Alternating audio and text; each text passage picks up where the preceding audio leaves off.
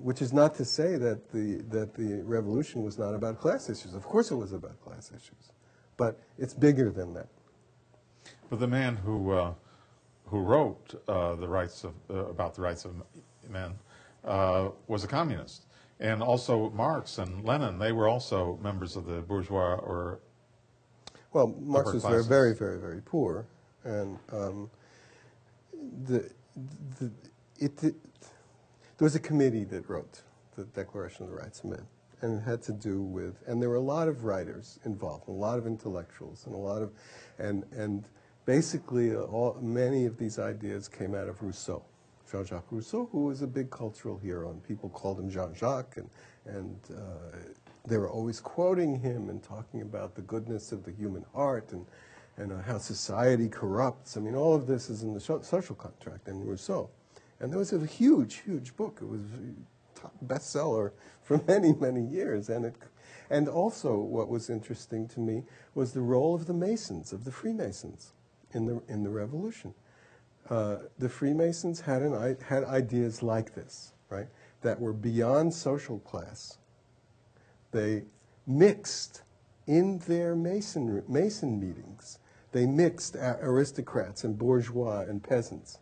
Anybody who was interested in creating a new world of new kind of, not with the old limiting social structures. And they designed a lot of these ideas, the Freemasons, right? And eventually the king figured, wait a minute, maybe this isn't such a great idea, and he was threatening to close down the lodges, especially in Paris. There were 60,000 people in the Freemason lodges. And the Masons had this incredibly inventive idea. We will get Benjamin Franklin, big Freemason, right, ambassador to the court of France, to head the French lodges. So here's this very important guy in the court who is now a Mason, who was a Mason before. George Washington was a Mason. You know, many of the founding fathers were Freemasons. And why were they Freemasons? I mean, why did we have this country? It was a lot out of Masonic ideas. That's why we have a Masonic symbol on the dollar bill, you know, the pyramid and the eye. And that's all Masonry. So there were many factors in the French, and it wasn't communism. And communism was a term that was invented in the middle of the 19th century, latter 70s. But don't historians see the French Revolution and the ideals there as a precursor to, especially Rousseau, as the inspiration for Marx's writing later? It's too simple. It's too simple. I mean, there are many roots into Marx, of course, and the idea that class is the defining issue, and that materialism motivates history, is shared in common. But there were other ideas about the nature of humanity. Okay, so Marx says, well, we don't want to have alienated labor. But alienated for who? What is a human being? You know, that these deist ideas, the relationship of humans to the religious thrust, you know, this was, Marx wasn't talking about that stuff. In a certain way, the French Revolution was bigger than communism. It certainly didn't have to do with Soviet communism.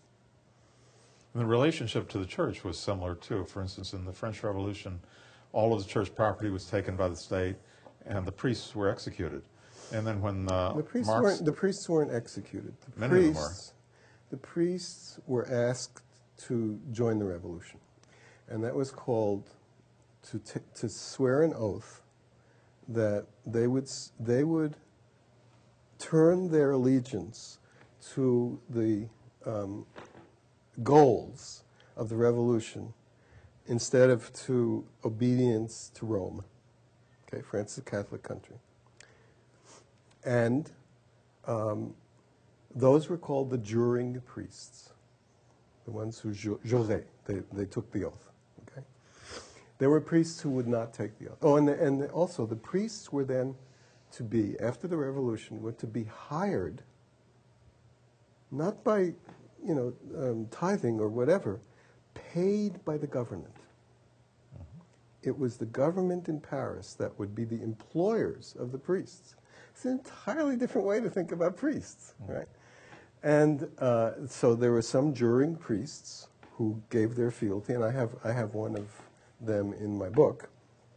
One of the characters is a juring priest who is in great conflict about it, but if they didn't do juring stuff, then they couldn't serve a church.